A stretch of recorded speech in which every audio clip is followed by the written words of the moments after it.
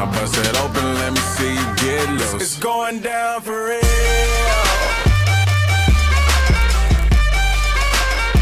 It's going down for real. And they already know me. It's going down. It's got it. Put your hands up. I know who you came here to see. If you a freak, then you come on with me. And I know what you came here to do. Now bust it open, let me see you get loose. It's going down for real. It's The Drive on your local radio station. We are ESPN Blacksburg, and a good Wednesday afternoon to all of you. My name is Paul Van Wagner. Trey Lyle is in the other studio. I made the change. I have Syracuse now winning their first game, but then losing to Gonzaga. Then I have Gonzaga losing to Florida State. I shouldn't have told you because I have this. Oh, they have losing Florida State. Losing to Florida State. Yep. That's where we differ. Yep. So if Gonzaga plays Florida State, that's going to be an intense matchup for us. It will. If Andrew has, and the thing is, and Andrew has the same way as me. Yeah. I mean, this thing could be decided very early on for a couple games. Yeah. How far do you have LSU beating Yale? No. I have Yale beating LSU. Yeah. No, I have LSU beating Yale. Yes, I'm sorry. Yes. If I beat you because of an Ivy League school, that's going to be the greatest. That could be. I just think there's too much talent at LSU, even though they are a dumpster fire. I mean, Yale's there because they're playing smart. a team that scores 90 points. Yeah, in the Ivy League. Still very difficult. He's in the Ivy League. All right, Scott Nason. Buckets are buckets. Wait, hold on. Oh. Keep my hands to myself. No matter how hard I'm trying to. Scott Nason. I want to myself. Scott Nason. Scott. I love Scott. Like a love song, baby. When you're ready, come and get Scott Nason. Scott Nason. Absolutely, let's go. Scott Nason joining us today. How are you, my friend? Paul, I am doing wonderful. Great to be back on your show.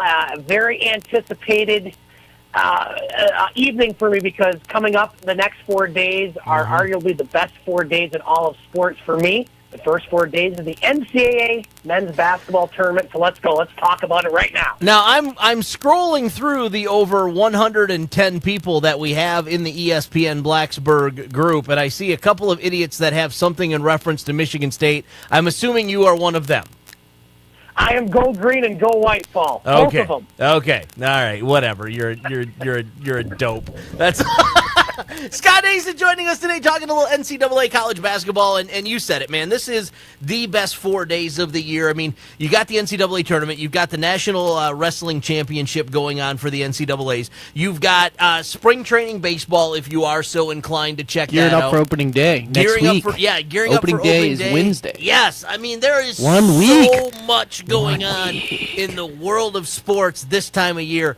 It really, truly is the best time of year, isn't it? Most wonderful time. It really is, and especially for the NCAA tournament, because I don't think another sport quite has especially the beginning of the NCAA basketball tournament. I mean, the whole is good, the Final Four, and you got some great teams, and you're going to see a lot of big teams from your area, I'm sure, do very well. But what I like are the little the 12 over 5s, the 13 over 4s, the stories like we saw last year with Loyola Chicago. We've seen over with VCU, with Butler, and some of these teams that, don't get a lot of hype during the year. You're going to see a couple upsets. Sometimes you see many upsets, and those are some of the things that I'm excited about. Hopefully not a 2 versus 15 upset that green and white in a couple.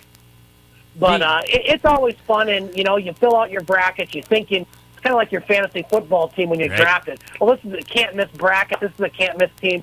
And come usually Thursday evening, sometimes as late as Friday afternoon, you're throwing up your bracket and saying, what the heck's going on? Case in point, our favorite team, the Retrievers, last year from Baltimore County. Unfortunately not back, but you just never know what's going to happen.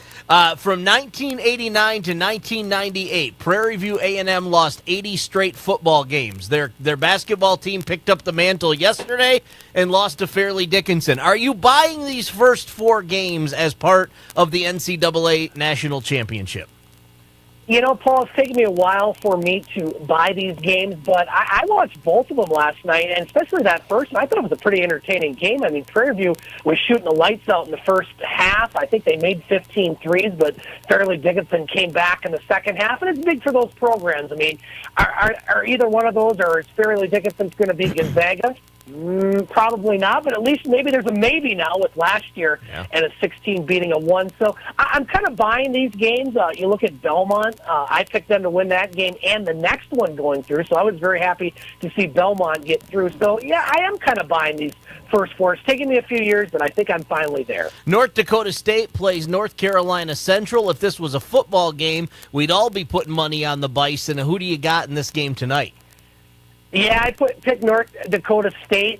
Again, don't know much about either of those teams, but I agree. If it was football, I'm definitely putting my money on the Bison. Give me North Dakota State. Give me the Northern team. I like that. Now, one of my favorite college football teams this past year was the Arizona State Sun Devils. They're in action tonight against St. John's. This game, maybe this and then the Temple Belmont game yesterday, a little bit more meaningful because you're talking about an 11 seed. Now, granted, they do have a tough matchup if they win moving on, but we have seen in the past Syracuse coming out as a 12 a couple of years ago makes a long run to a Final Four. These 11 seeds can make noise in the tournament.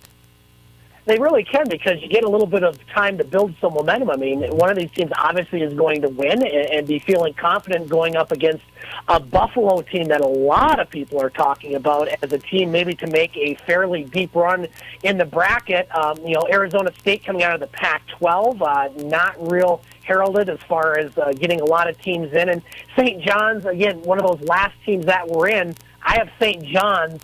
I think it's going to be a close game, but either way, one team a little ahead of going into their, round one game coming up here in a couple days. And interestingly enough, this one, as far as ESPN Basketball Power Index is concerned, almost has it as a coin flip. They have St. John's as a 51.3% favorite to win, Arizona State at 48.7%. So, I mean, definitely a coin flip. They have North Dakota State as a 66% favorite, almost a 2-1 favorite against North Carolina Central.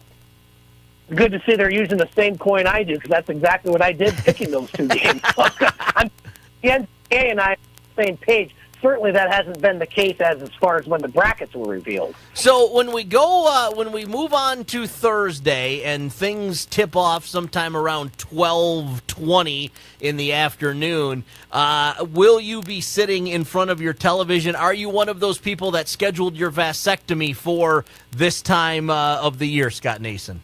Well, we won't go there on that, but luckily for me, we're my full-time employer. We have a TV up there, excuse me, and it does have cable, but they were smart enough not to put the sports channels on the cable package. They knew that would cut my production at least 50% from what I'm doing. However, we do get one of the channels, a network covering the games, and my favorite green and white team happens to be playing on that said network. And so I would say after 20, my work production over the next 2 days will be at least 50% less, if not more. Yeah, you and about 95% of Americans, that's for sure. So let's talk about your bracket. Give me your final four. Give me your final two. Give me your national champion, and then give me your teams that you really want to see some. Give me your Loyola. Let's start with that. Give me your Loyola Chicago of this year, Scott Nason. Boy, I don't have a double-digit seed going very far in this tournament. I guess maybe one I'm looking at, and I wouldn't say it's a Loyola Chicago, but I think it's where they're at is Oregon. Oregon comes in, they're a 12 seed. They're taking on a very banged-up Wisconsin team out of the Big Ten. I like them in that one. And then I don't know if Kansas State gets past UC Irvine. I think Oregon has a good shot to make it to the Sweet 16 as a 12 seed. I like Buffalo. Buffalo has been a team, and they won 31 games. They come out of the MAC. A lot of people are talking to them. So those are two teams of the lower seeds that I can see maybe making a big run. I don't think any of those teams get to the Elite Eight, but those are two that I'm definitely looking out for. As far as my Final Four, Paul, in the East, Michigan State got placed there. I'm sure you guys have talked about it. It is what it is.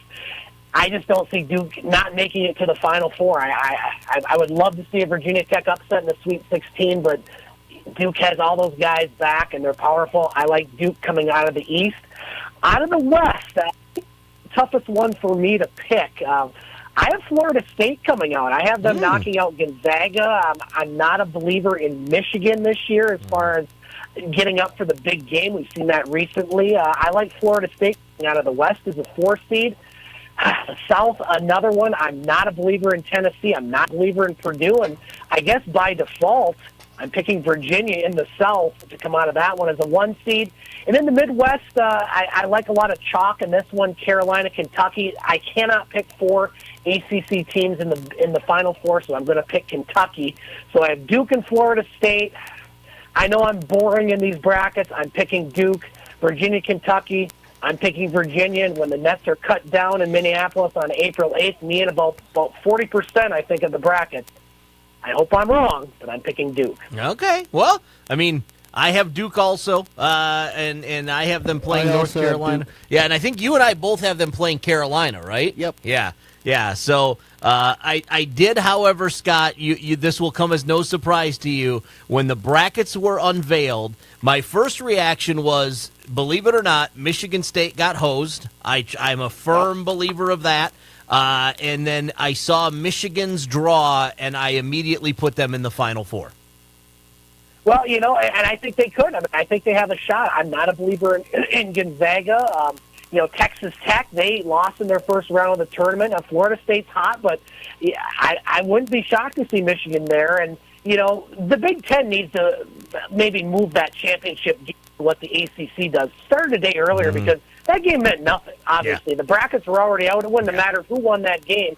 And so the fact that you put a conference champion and a tournament champion in arguably the hardest bracket as far as the top team, I think is ridiculous. But you know what? You got to play them at some point. Michigan State's already had a great season. And to me, if they get to the Sweet 16, I'm happy with that as a Spartan fan. I really am. Well, I think the only way that the Big Ten tournament matters is if you end up getting like a Minnesota or or one of those middle tier teams that makes a run and somehow magically wins the Big Ten tournament, and then they begin to have to shuffle things. But I agree with you. I think those brackets were done, and I'm a firm believer Michigan State should have been the 1 in the West. I think Gonzaga should have been the 2. I think Michigan should have been the 2 in the region with Duke in the East, just simply because of there was no reward for Michigan State for winning the Big Ten championship. Another curious thing about that, Paul, and I don't know if you've talked about it, but I haven't heard anybody else talk about it, is the fact that you could have 2 Big Ten teams meeting in the second round. I don't remember a bracket that has been unveiled where you could have 2 conference teams playing in the second round. It never happens in the first, but I don't think it's happened in the second as far as I can tell. And so that was kind of curious that you have 3 Big Ten teams all in one quadrant. You're supposed to separate those teams. So I don't know what the committee was thinking, but you know what? It is what it is, and let the games begin tomorrow. Yeah, and I get you are right. I thought that there was some rule about not having them meet up until the Sweet 16, but I think that maybe goes out when you start talking about certain conferences getting 9 or 8, whatever it is. I mean, it begins to get a little tougher to kind of separate those out, and I think that's kind of where the issue came in this year for the committee. One other team to watch for, Paul, Wofford, the 7th seed out of the Midwest. They likely could play Kentucky if they win, but they played out of a good conference, the Southland Conference, and I like that Wofford team. They could make some noise as well. I got Wofford moving on in the first round, Trey. Do you have Wofford over Seton Hall? I do. Yeah, okay. So Trey and I don't have a whole lot different. Scott Nason, I am accepting recommendations of what I should tweet out from Trey Lyle and Andrew Alex Twitter accounts during my half-hour stint with each of those. If you have any ideas for me, please feel free to submit those via email if you would. Paul, if there's one person who doesn't need ideas on that, it's you, my friend. There's a reason I only limited social media accounts, and mainly to protect myself from you doing what potentially into these in their brackets. You think our president fires off some bombs on Twitter? You guys have no idea what this man Wagner can do to you and your life. So best luck in your brackets. May the brackets be with you. Trey, are you feeling good about this still? Yep. All right. Scott Nason, where can our listeners get more great content from you? More bracket talk on our sports show, The Game. We had a new edition on Monday, and you can find it at thegamesportshow.com. I got to get myself back on that thing sometimes. I have fun when I'm on there with you guys. You know the invitation's open, Paul, every Monday night at 7 o'clock. Just let me know. You're a good man. I'll talk to you real soon. Take care, Scott. Thanks, guys. You bet. Scott Nason joining us. Always fun to have him on. We'll take a quick break. When we come back, we will wrap up today's edition of The Drive. A big hello to our listeners in Christiansburg. Thanks for tuning in to